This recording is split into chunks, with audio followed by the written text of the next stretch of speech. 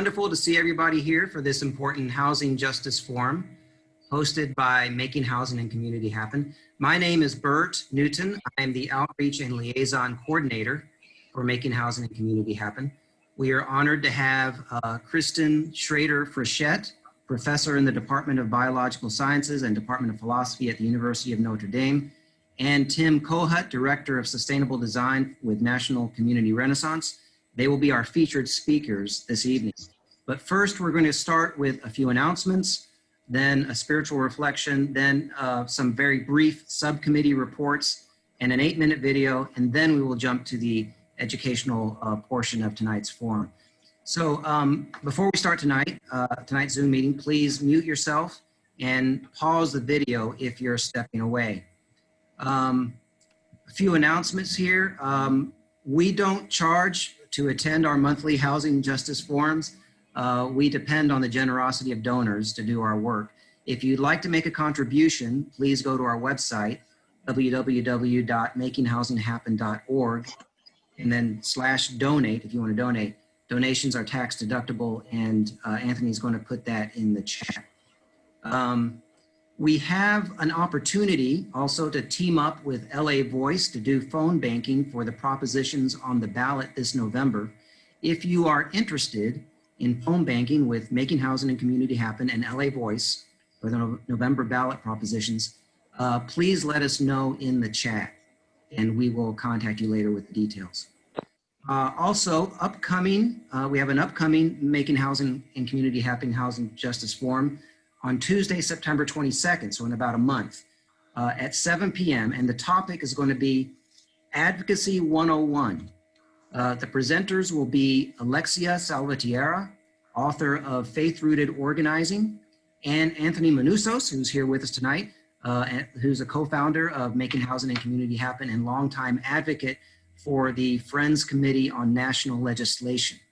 So that's September 22nd, 7 p.m.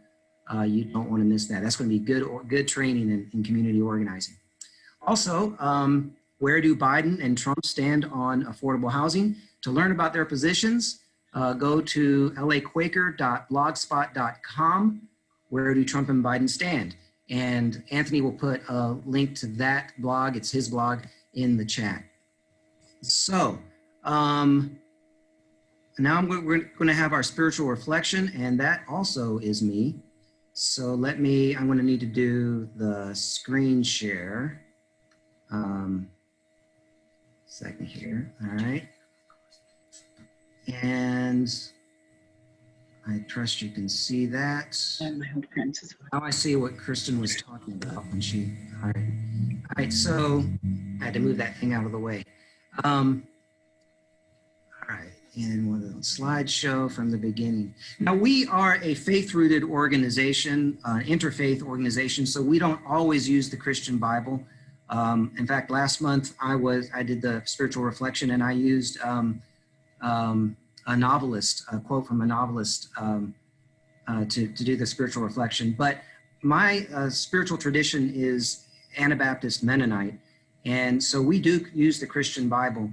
And so I've entitled my 3-minute presentation here, What Does the Bible Have to Say About the Environment? Because people usually assume the Bible has nothing to say about the environment because we think of environmental crisis as a modern problem and not an ancient problem when the Bible was written. But actually, there was an environmental crisis during the times that the stories in the Bible happened. And it had to do with deforestation. In the Middle East, in antiquity, there was a lot of deforestation in that part of the world. In fact, that's how it became so deserty as it is now. A lot of the cedars and other trees were cut down by the empires in that area, and this fell hardest on the poor. The poor had, as always, environmental degradation hits the poor the hardest, and so we see this reflected when in the prophets. When speaking of liberation for the poor, the prophets paint word images of environmental renewal. So, for instance, Isaiah says, when the poor and needy seek water, and there is none, and their tongue is parched with thirst, I, the Lord, will answer them. I, the God of Israel, will not forsake them. I will open rivers on the bare heights and fountains in the midst of the valleys. I will make the wilderness a pool of water and dry land springs of water. I will put in the wilderness the cedar, the acacia, the myrtle, and the olive, and I will set in the desert the cypress, the plane, and the pine together. And so for the prophets, a big part of justice for the poor and justice in society was environmental renewal, reversing what had happened, the deforestation that had happened.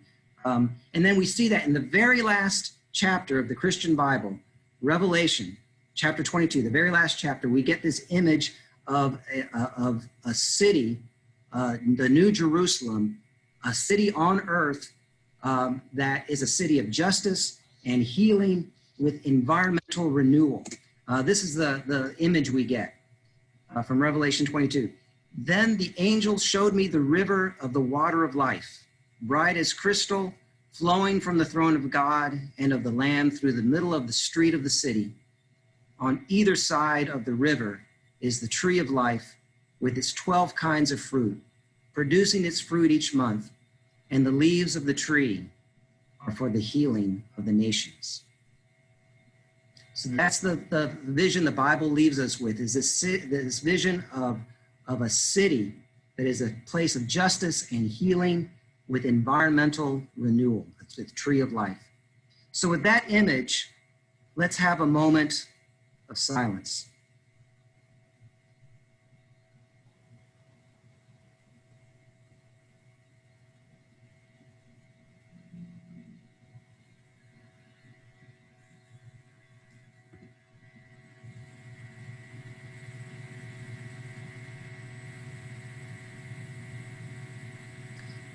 Okay, thank you. Anthony is now going to give us some procedural rules. Anthony, can you give us the rules? Sure. I think the main thing that we need to remember is just to keep mute until there's time for Q&A. And if you have any questions, please also feel free to write in the chat what your questions are. I think that's basically it. Yeah, there's one more thing. If Sure. you need to get up and move about, just either pen your video or stop your video while you're gone. Sometimes it can be distracting to have people moving all around. Right. Okay, that's good. Thank you, Jill. Okay, so now we're going to have our subcommittee reports. These are brief reports. And first, Jill Shook, our executive director, is going to report for the North Fair Oaks Empowerment Project. Jill, can you give us a report for the North Fair Oaks Empowerment Project? Sure. Anthony's going to put in the chat a job description. And that's really all I'm going to report tonight. I'll give you a brief overview of that job. And it's a part-time organizer. And we've been organizing on North Fair Oaks for about 10 years. It's a pretty blighted corner of the city of Pasadena, and it's an exciting place to hang out. I'll tell you, there's about 10 churches, 18 businesses, a lot of nursing homes, and some would say, you know, it's not a beautiful place, but it's where God's at work and doing some great work. And so that community is finding their voice, and there was a list of 15 items after we surveyed 150 of the residents and listened to what the community wanted. They determined 15 items they wanted to see happen in their community, and already they've accomplished 7, including a $268,000 traffic signal. And so it's very exciting to see that there's a desire to continue organizing, and that God has really supplied as far as funding for an organizer. So there'll be an opportunity to look at that in chat and see if it's something you'd be interested in or someone you know that might need a part-time job. So thanks. Thank you, Jill. Thank you. That's awesome. Anne Marie Molina, I saw her name here, so she's here. Can you bring the report from the ADU subcommittee? Hi, can you hear me? Yes. Hi, everyone. My report's going to be short as well. I think the biggest thing right now is the pilot program being sponsored by the housing department. Our group is going to contribute by doing outreach efforts to the community, to participants who might want to apply. It is a small pool of people that will be approved for the construction of new granny flats or ADUs, or of permitting of unpermitted ADUs. But we would really like to make sure that, you know, people that we know in the community that this would benefit apply for this. And so if you know of anyone, or if you're interested in helping us reach out to people, please put your name in the chat and I will reach out to you after. Tentatively, it was scheduled for September 1st and 2nd for the informational seminars, but the housing department, I believe it's because they're so far behind because of the rental program that they're going to postpone that for later on in September. We don't have any materials yet, but if you put your name in the chat, I will follow up with you. We were also trying to push for a design competition to provide pre-approved plans. And we're following up with Margaret McAustin, who had brought it up in one of the city council meetings. Lastly, I do want to just announce to everyone that there was a proposition, AB 69, and that was to make it easier to finance the construction of ADUs. And that was passed. And it was really great because our group really participated in calling in, you know, and giving our support when it was up for vote. So I was really excited about that. That's about it. Thank you so much. Thank you, Anne Marie. That's awesome work you're doing. Thank you so much. Tom Petersmeyer will now bring a report from the Safe Parking Subcommittee.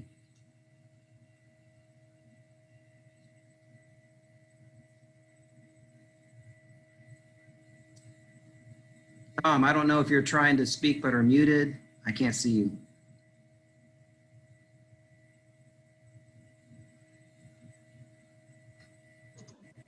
I guess we can't hear you, Tom.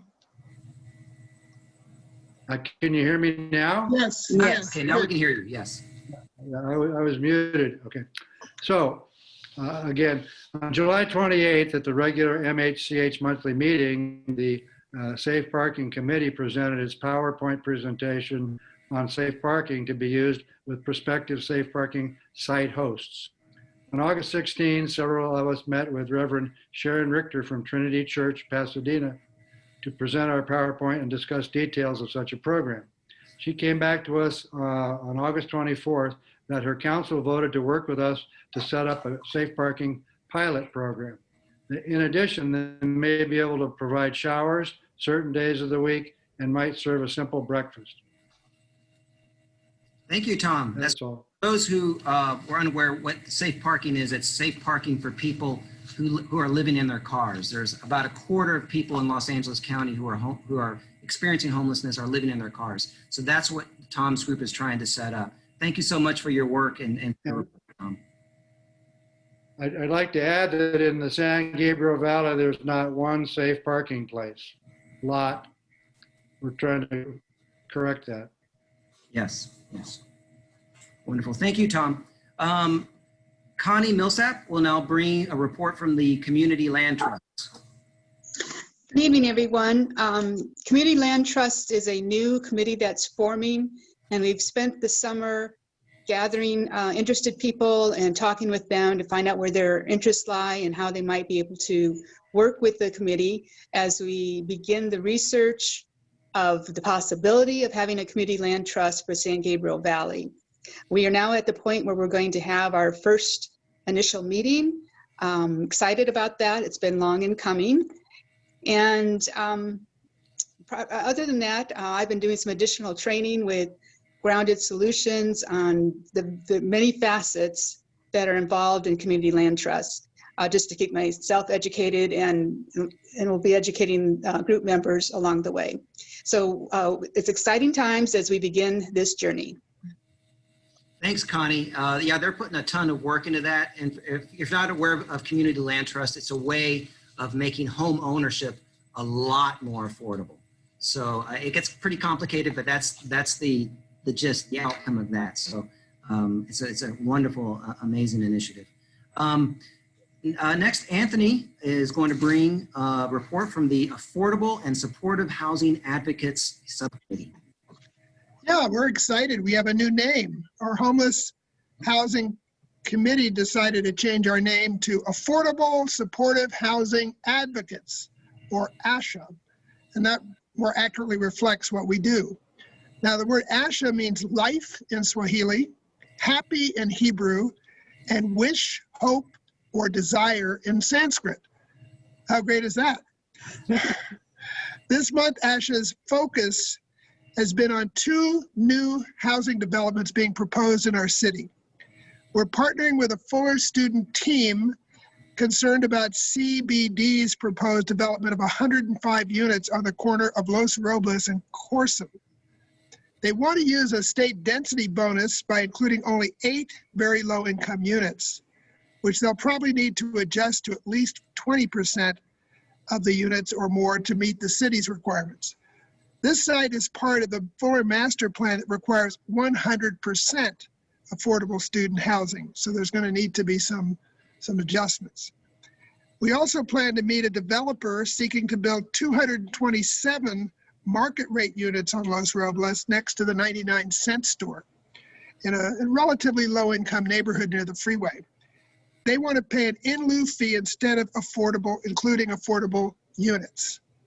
We want to convince both developers to build as many affordable on-site units as possible. Yeah. Thank you, Anthony. That's that committee does a lot of stuff. If you really want to get some action, get on that committee. So now I'm going to bring a report from the Liaison Network program. We now have over 20 official liaisons and over 20 faith congregations in Pasadena. We are continuing to build our liaison congregation network, deepening our roots in the community and equipping congregations to come together to transform our city. A liaison mobilizes the members of their congregation to advocate for the needs of the community regarding affordable housing. That includes bringing people to these monthly forums, participating in our monthly trainings, engaging people in the congregation one-on-one, getting people to write letters and emails, and when there's no pandemic, to come down to city council meetings to advocate and testify, and to get a small annual donation from their congregation to help finance the work that we do. If you want your faith congregation to join our network, please contact me. I'll put my contact info in the chat. We are more powerful together when we come together and speak as one. Also, a very sad note, one of our liaisons had a tragedy in her family. The niece of Angie Spencer, our liaison to Pasadena Community Christian Fellowship, was murdered by her husband. Angie and her sister now have custody of her niece's 7 children.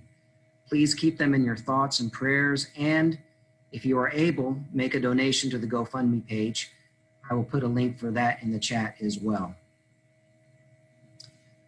So now Jill, our executive director, the executive director of Making Housing and Community Happen, will bring her report. So I just have to say at the outset, I think my friend Esther Tarui from clear back when I was a campus minister in Fullerton is on this, and it just makes me so happy to see her name in her face. But there's a favorite verse that I have a lot of favorites, but one of them is Ephesians 2:20, and it essentially says, "Now all glory to God who is able to do this mighty power at work within us to accomplish infinitely more than we might ask or think." And so that amazing imagination that we can imagine, I feel like all of our volunteers are able to imagine and have wings to fly and accomplish the things that God puts in their hearts. And I especially think right now of the multiplying effect of that with our church Land Committee, Congregational Land Committee. So in partnership with LA Voice last month, we actually received a $100,000 grant. And so those funds are going to be used to do feasibility studies, address land use issues, and preparing for affordable housing to be built on excess church land. So far, there's 26 churches interested in going down this path and 7 in Pasadena. So this week, back today and tomorrow, we're meeting with 2 more churches on North Fair Oaks. I mentioned earlier North Fair Oaks in a pretty blighted area. We feel like once a lot of affordable housing comes in there, it's going to really help to revitalize that community, especially as some of it is mixed use where we can have little shops down below. So we already have 1 church with 43 units on a RFP ready to be sent to a development partner. So if you're aware of any affordable housing developers that might want to get a bid on that property, it'd be great. I'll put my contact in chat so that you have a chance to let us know if you're aware of any developers. Affordable housing developers, that is.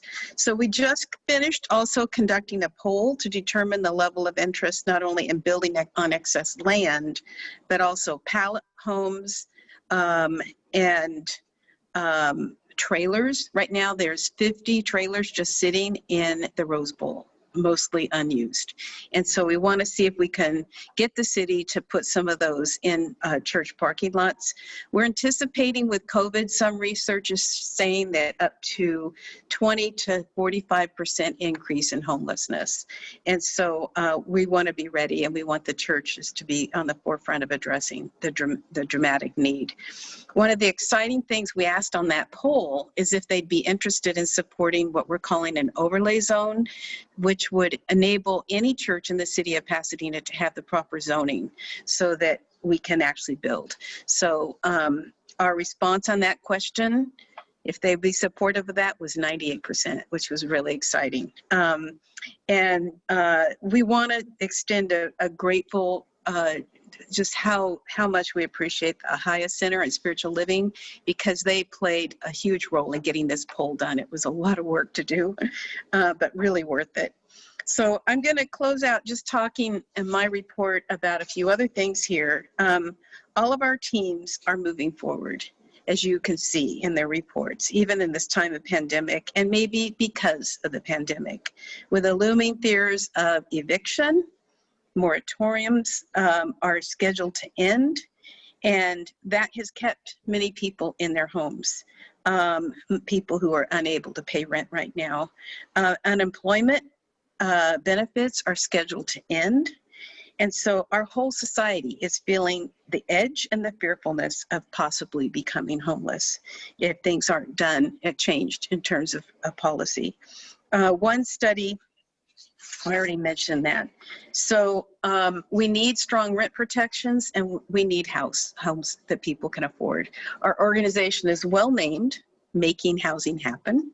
In 1948, the Housing Act, it was powerful when there was a tremendous shortage of housing, kind of like there is now. People were living in chicken coops. They were living in boxcars.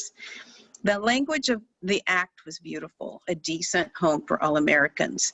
But the details of the actual policy didn't quite play out the way that it was intended, or maybe it was intended that way. I don't know, but it was full of a lot of racism, and we've never fully defined what it means. You know, a decent home. What does that mean? A decent home, and so we really, I think, have been trying to define that ever since and make sure that we have a safe, decent home for every American. And so tonight, I'm especially excited about thinking about how do we really have a safe, decent home that's not only safe environmentally, but in the very structure. So I'm just going to close mentioning another one of my favorite verses. It's from Romans 8. And some of you might be familiar with that passage where it talks about that there's really nothing at all that can separate us from the love of God. But in that same chapter, it talks about how creation is groaning and groaning to be liberated from bondage and decay and be brought into freedom. And so I believe all of us are the hands and feet to help bring that about. And I think we all feel that groaning. I think we can feel that, and we can be part of liberating. So I'm just so grateful for the chance to be part of that myself. Thanks. Amen. Amen. We now are going to show a video. Anthony, do you want to introduce it, or do you want me to introduce it? Why don't you introduce it? Okay. There was a young woman, Naeli, who was going to be here, where we were hoping we could get her here tonight to tell her story. She's been affected by environmental contamination. So we are going to watch a video by her. So Anthony's going to set up the video.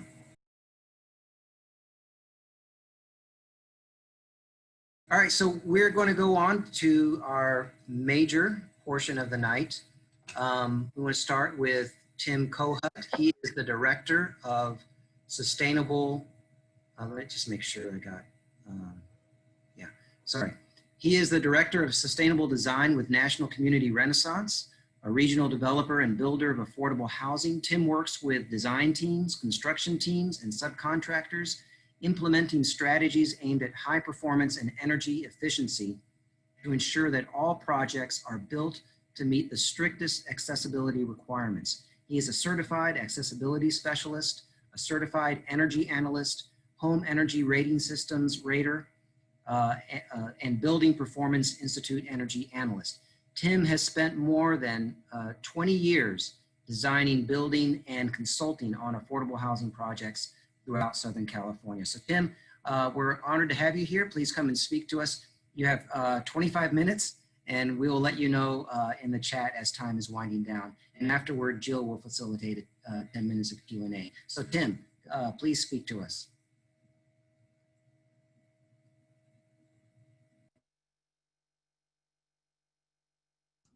Sorry, guys, got to remember to take myself off mute.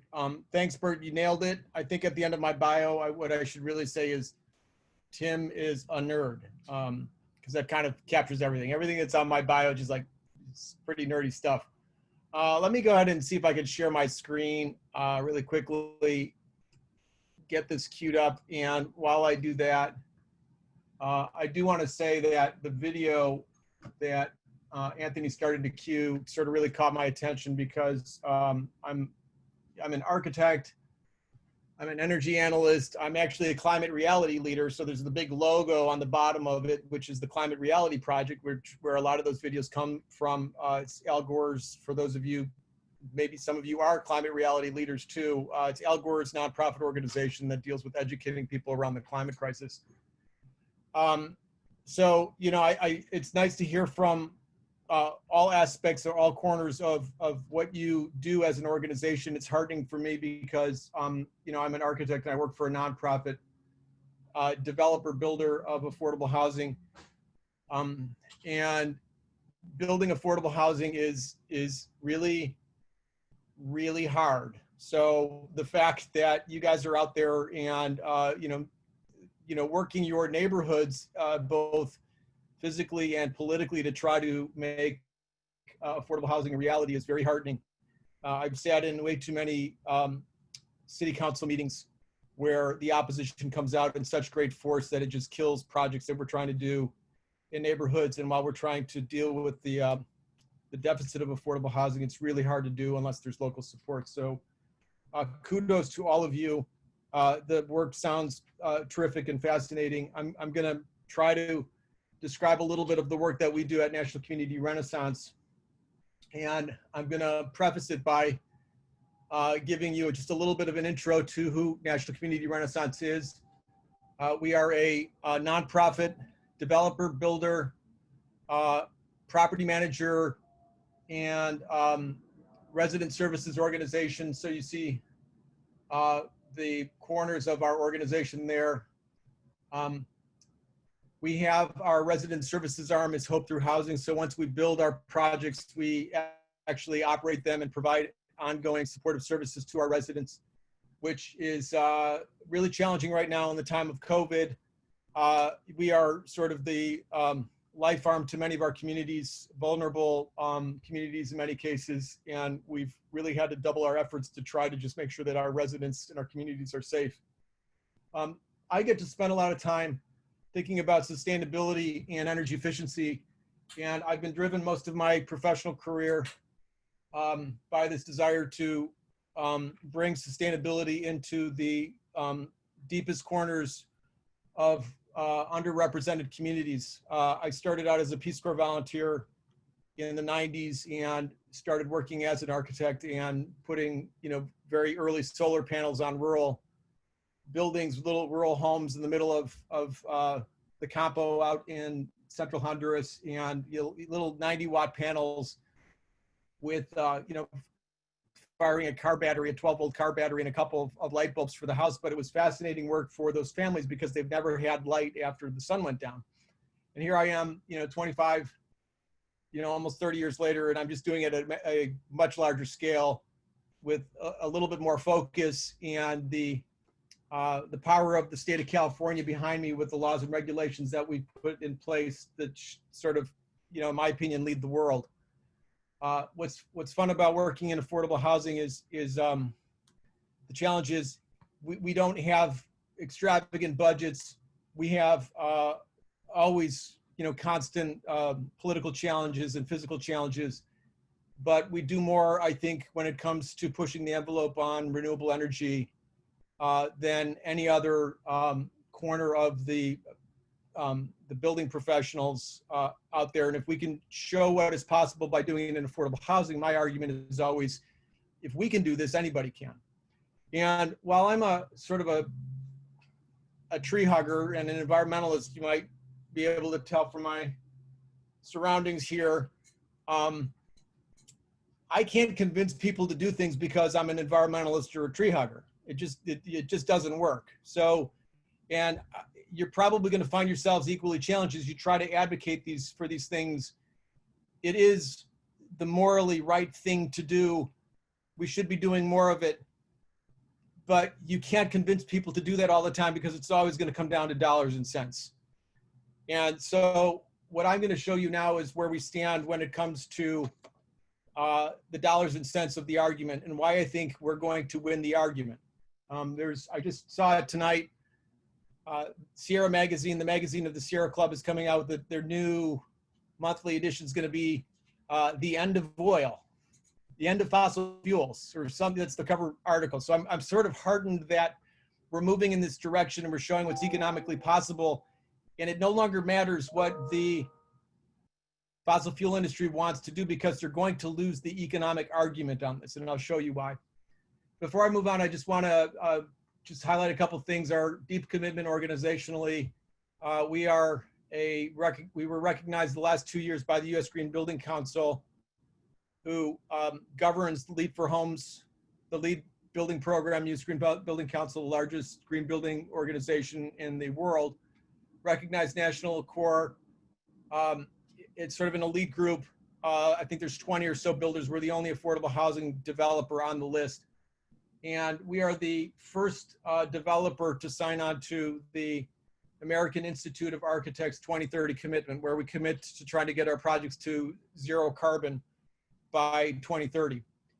And we did that because fun part of my job is we get to hire the design teams, and then I get to tell them basically what they need to do to hit our goals. So I don't have to argue with people. I basically get to define the rules. And the rules are defined by us as you need to save us money and make our projects as energy efficient and affordable to operate as we possibly can. So one of the things that I like to talk about is, I mix in the academics periodically, but here's a little graph of the Swanson effect that describes what happens to pricing for photovoltaic panels, those solar panels you see on many people's roofs that generate electricity. What's happened in the last 40 years or so in pricing. And the Swanson effect says that every time that worldwide capacity to produce solar panels doubles, the cost of those PV panels drops by 20%. And, it's a really interesting graph, and you look at it, you're like, wow, that's really cool. And again, kind of nerdy information, but the beautiful thing for me as somebody who works for a builder is who's trying to get all of our projects to zero net energy is we see these prices drop in every single project that we build. Every single day that we go out with a new project and we bid this out and we try to get as much renewable energy on our buildings, we see the pricing drop. It went from $3.50 a watt probably 5 or 6 years ago, down to $3 a watt 4 years ago, down to $2.75 probably 3 years ago, down to $2.50 or so 2 years ago. And we're building a project now where we bought out the PV panels at $2 a watt. And what this means is, and I don't expect everybody to understand what dollars per watt means, but the gist of it is the cost of buying electricity that you put on your roof that generates electricity from the sun is now cheaper than it is to connect to the grid. So, and I'll show you that. I'll show you that economically why this makes sense. And the point is, if we're doing this and we understand this, then every single project that we touch needs to start with this understanding so that we drive this desire to make our projects as close to zero net energy and beyond as we can makes economic sense to us. It's not just the moral thing to do, it's the financially prudent thing to do for anybody who cares about conserving money. And we do, because we operate our projects once they're built on shoestring budgets. So how does this work? This is a little project we built down in San Isidro Senior Village, 51 units of special needs housing for the formerly homeless, right on the border of Mexico. And we were playing with this site for about 3 years or so. And when we got it, we conceived of this idea. It's a very simple building, sort of J-shaped around a courtyard. And the architect came up with these simple forms, and they brought me on board. And I started looking at this and saying, we have to think about this differently. We've got to start looking at the economics before we do anything.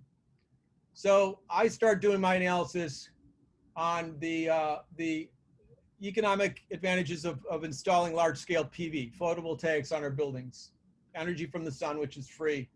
And I use my skills. I get in and I, energy model the building conceptually while it's in conceptual phase, so I can come up with the strategies to employ that will get us as we can possibly get.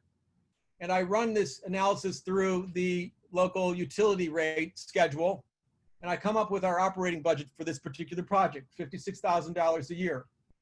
This is what we would normally budget for the project. It has a single utility meter, electrical meter, because the residents are formerly homeless. So they're going to pay us only their rent, and the rent has to cover utilities. So there's big incentive for us, rather than paying SDG&E, there's big incentive for us to try to maximize solar. So I say that this is now Title 24 101. This is what architects need to do. I take those simple forms and I start diagramming for the architect what roof forms. We need to put a lot of PV on those roofs, and we need to maximize deployment as much as we can. I suggested some ideas for solar thermal because it still has natural gas in it, which I'll come to in a little bit. And what I want to do is look at the from the sun, and the graph on the right. What I really want to do is make that pie, that blue slice of pie, as small as I can possibly make it. And we came really, really close on this one. We ran out of roof space, but we're 91% zero net energy is what I anticipate. And I'll come back to that in a little bit. We are reporting to the American Institute of Architects 2030 Challenge. So they use this digital data exchange, which obligates architects to identify their goals early and then design to those targets. You have to go into this, you can't wish for a sustainable building. You have to design the building to meet these targets. So you've got to know what it is and what you're shooting for. And I did the model very early on, and we measure our energy use in the amount of BTUs, thousands of BTUs per square foot per year. So a KBTU per square foot per year is the metric, the energy use intensity. That's the number that I actually modeled in this wonderful near zero net energy electric building. And that was the target. So, you know, I'm going to show you these photos. You're going to be like, wow, that's beautiful. Zero net energy almost. And then why is it not energy efficient? Well, we're relying on natural gas to heat our house. Gas is about 20% of the total energy that's used. So because we've committed to natural gas instead of electricity to heat the hot water, we're still stuck with this burden of, we've got fossil fuels going through the building to heat hot water, and it drives up the performance much higher than we want it to be. I'm more than twice what the numbers should be based on the targets that we want for the 2030 commitment. So what I say is, how about a different approach? This is right down the street in San Diego. This is a new 100-unit senior housing project called the Iris. And on this one, what we started to do early, I jump in, and again, this is me conceptual energy modeling, coming up with that form that I can use to predict how much energy would actually use in the building and where it would come from. And I start out my first assumptions with, again, the natural gas boiler, a 97% efficient natural gas boiler to heat the hot water for 100 units. It's a very efficient boiler. 1 unit of energy in equals 0.97 units of energy out. So I'm losing 3% of the total natural gas in combustion and the heat exchanger and things like that. Still very efficient. And then I say, well, what if I wanted to use all electric? And there's emerging technologies in the residential and multifamily residential markets called heat pump, hot water heaters and heat pump boilers. And they have an energy factor of 3.5. So boilers operate with natural gas on efficiency. Heat pumps operate on energy factors. 1 unit of energy in equals 350% efficient. So 20% of my building, I'm now heating the hot water 3.5 times more efficiently than I was before. So you can see that my energy use intensity number went down from 23 to 19. And now I'm going to throw in some renewables on top. This is how we have to think, because the cost of PVs has gotten so low. And look what happens to my energy use intensity. It's going way down, way down. So again, this is the tree hugger in me, the environmentalist, is high-fiving everybody and slapping myself on the back. What a great job we're doing. We're hitting those targets. And nobody cares, right? So I'm looking at this. This is Tim being a nerd and talking about these really cryptic numbers that not many people understand, but he seems happy. So maybe we should do it. That's not how they think. So now I've got to go back and I've got to start thinking about the economics of this. So I'm going to go back and I'm looking at San Isidro Senior Village. So we detoured for the moment. We went down the street. We looked at the San Isidro Family Project. But now I want to go back and show you what I did at San Isidro Senior Village, the project that we diagrammed that we've just built. And I want to land this huge PV system on the building, and the owner comes to me, the development team says, we don't have the money. And I say, don't worry about it. The Swanson effect. Every time worldwide capacity of PV doubles, the price drops 20%, and the price keeps dropping and dropping. And they say, what the hell are you talking about? And I said, well, it's going to be really cheap to buy this, or we can lease it. So here's what it would cost if we leased the system. It would cost us $16,000 a year, but my operational energy costs were $47,000 a year. So I'm making $31,000 a year by leasing the system. I basically told SDG&E, I don't really want your electricity. I'm going to take my own electricity from upstairs, and I don't have any money, so I'm going to lease it from somebody for 15 years. And after that, they're probably going to sell it to me for $10. So, and in the process, I'm going to make $31,000 a year. So they said, yeah, that's really good, but how much do we want to buy it? And so I went out and we've got some leftover money during construction. We did a really good job with our subcontractors, and the architect did a good job. We didn't have to come out of pocket for a lot. And so the last thing we can do is buy the PV system. And the PV system for this project cost $316,000. So we bought it on day one. So, if you look at this and you look at the return, which I'll show you in a little bit, if you're talking about somebody who wants to invest, and the reason the stock market's doing so great right now is nobody knows where else to put their money because interest rates are so low. So they put it in the stock market. And I'm walking around saying, 424% return on my PV system in affordable housing. Why didn't you invest in our affordable housing PV systems? We're saving $47,000 a year. That's the savings. So $47,000 a year there it is, we build it, right? So I model the thing, we build it, we land the PV on the roof, and everybody's happy on move-in day. But the key is you can't just walk away from it. This is where the key is. It's got to be in thinking about it, then you got to make sure that it's operating the way you've designed it. So this is new information for us. We instrumented the building so that we can actually look at the energy in real time. I want to make sure that it's producing the energy it's supposed to. So this is the energy consumption within the building itself, and each one of those colors represents a different element within the building. The big blue is the mechanical systems in the common areas. The orange line is the outdoor lighting.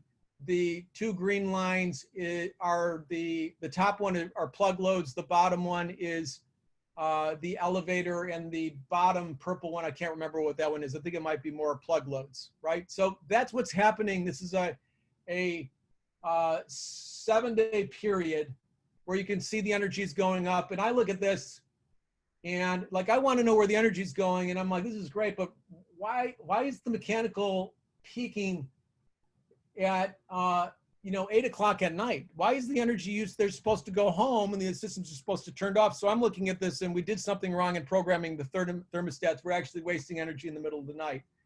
And that's important because during the day, we're producing a lot of energy, right? So here's my production curves from the PV that's showing me that, hey, sun is shining. And when I look at this, this is my net energy. The curves at the bottom are the PV that's being produced.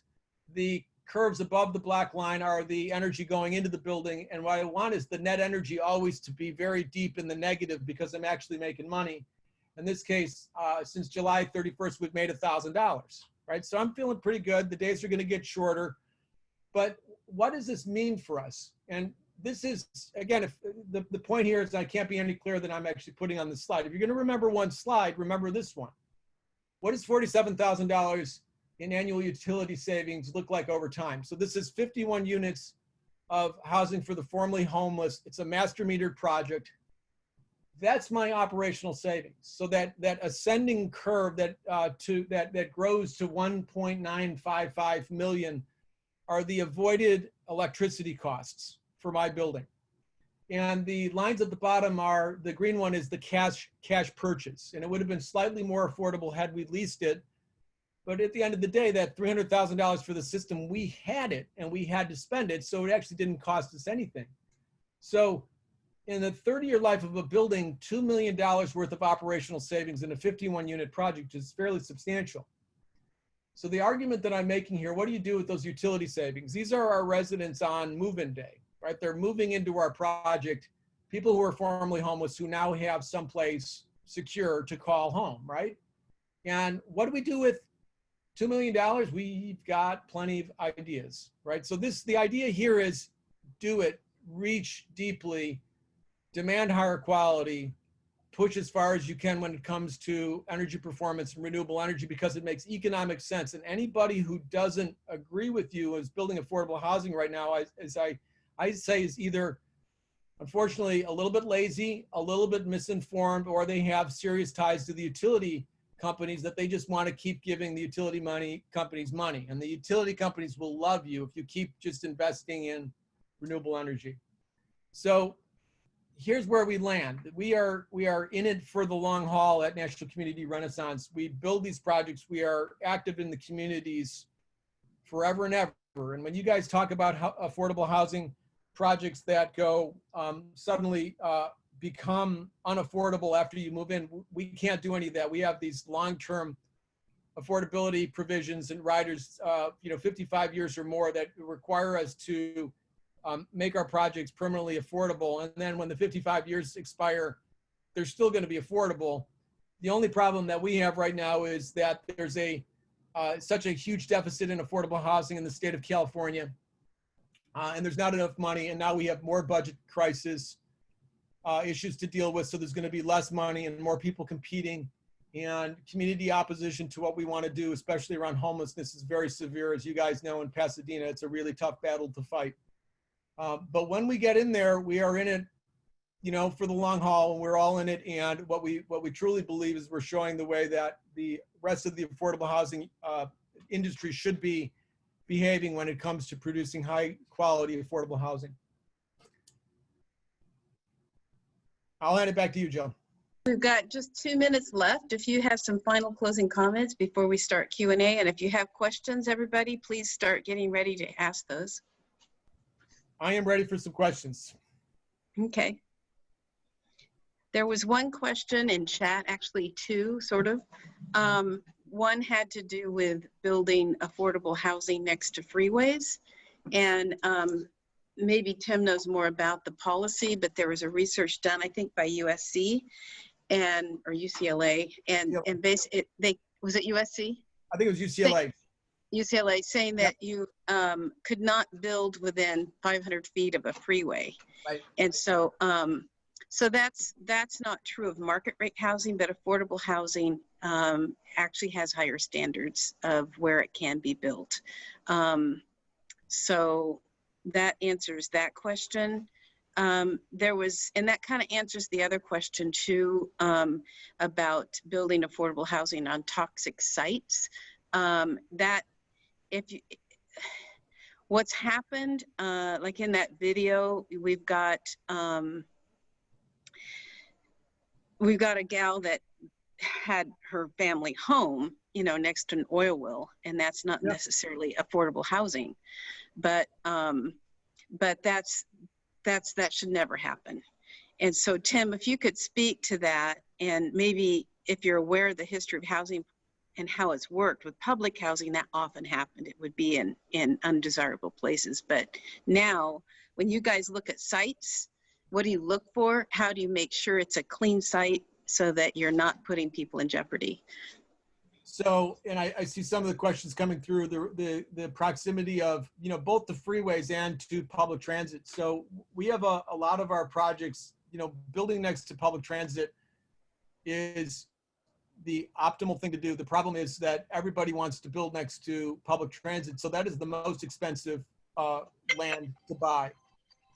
There's a lot of discussion, and when you hear people talk about this, why is affordable housing so unaffordable? Why is it so expensive to build affordable housing? And the going rate, the limits on many of the projects is you can't spend more than $450,000 to develop a single unit of affordable housing. That is a state standard.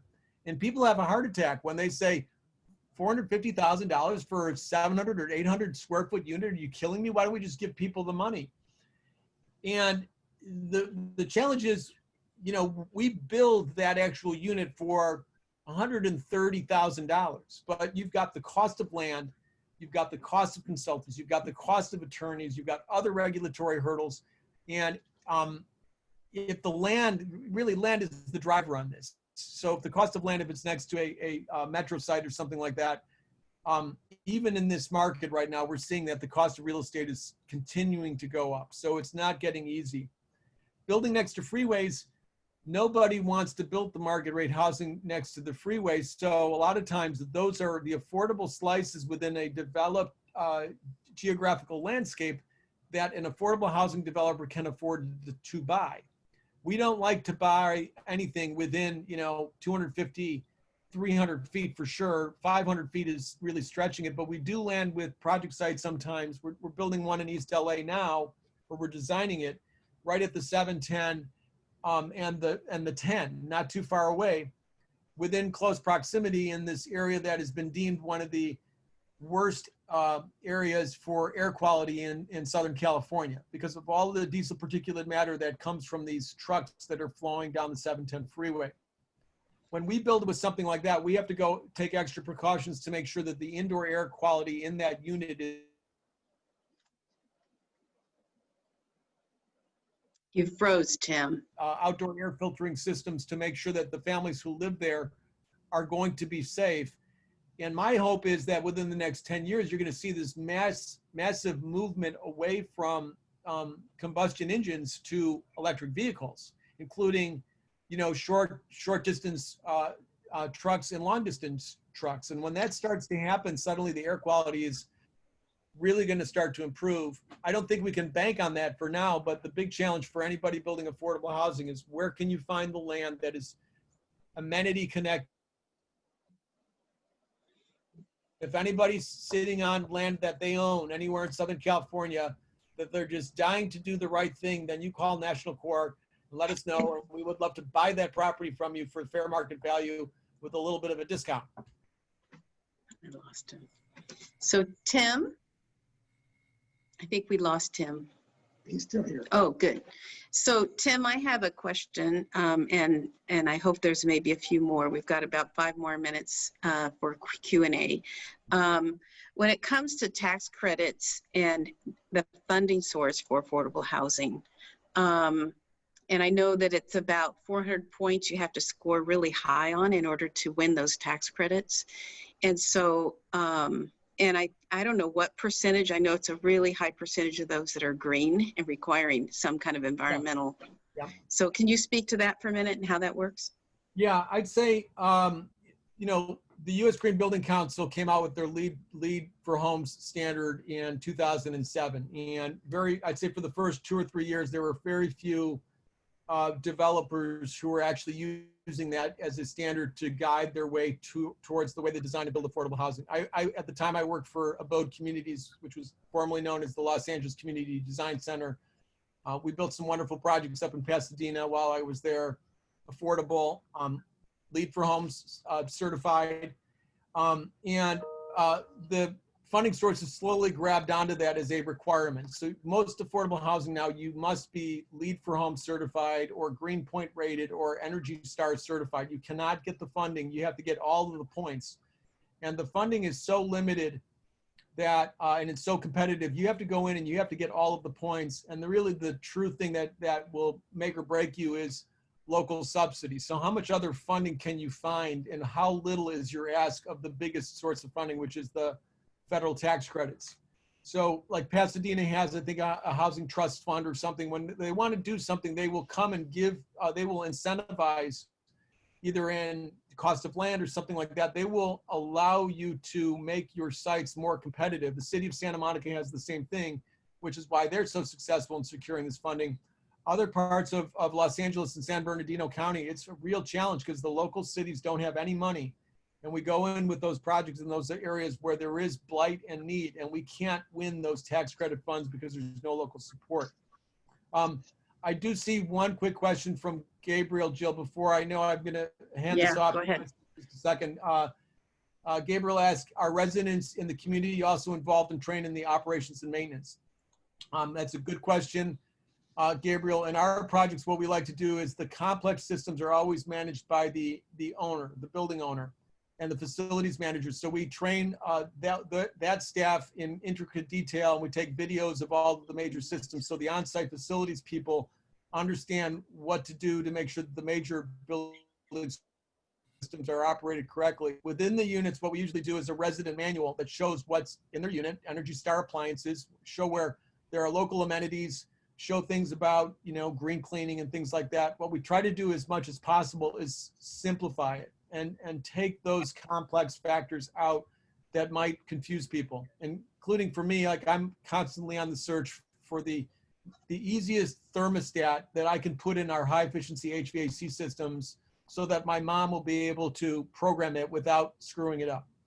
So there's little things like that. We just try to make it as user friendly and take the technology out of it as much as possible. Well, Tim, this is excellent. I have really appreciated what you've shared. And in our own home, we've been able to lower our carbon footprint by about 80%, and we had a lot of fun doing it, and it didn't cost that much money. So they say that it's the future, but we can make the future now. So we may be calling on you for some wisdom when we come to some other things we're doing, especially with net zero ADUs. But any last question before we move on? Got just a minute left. Well, thank you. You guys have been a great audience, and I keep seeing more people I know, my cousins on here, and it just makes me really happy to see you guys. We are finishing up here. Thank you, Tim, for such a powerful presentation, so a lot of information. As Anthony said, we'll be sending out a follow-up to everyone, so you don't have to retain everything tonight. You'll get it in an email. And we're going to close out with Minister James Scoggins from New Revelation Baptist Church here in Pasadena. He's going to close us with a prayer. So Minister James Scoggins. And let me, before that, I just want to mention the campaign that I mentioned earlier during the Congregational Land Report. If you do live in Pasadena and you're on this, we really need your support. We're trying to make it so that the land where churches are can be used for affordable housing, where they have excess land. But right now the zoning doesn't allow for that. So please let us know if you want to be part of that campaign to make sure that gets passed. So put that in chat for us. Thank you. Okay, sorry for that interruption, Bert. Sure. Minister James Goggins, can you pray us out? Sure. Can everybody hear me? Yes, we can. Yes. All right. Our Heavenly Father and our God, we first thank you for giving us the opportunity to come together on one accord to uphold your righteousness and to serve you and to serve our community. We pray, dear Heavenly Father, as we end this meeting, and that you continue to bless our efforts so that we can move forward and continue to help improve the quality of life for those who are most vulnerable and those who are most in need. We just thank you that you've given us this opportunity and this desire to do what's being done in this forum. And we just pray that you watch over us, continue to bless us, continue to strengthen us, continue to guide us. In Jesus' name we pray, amen.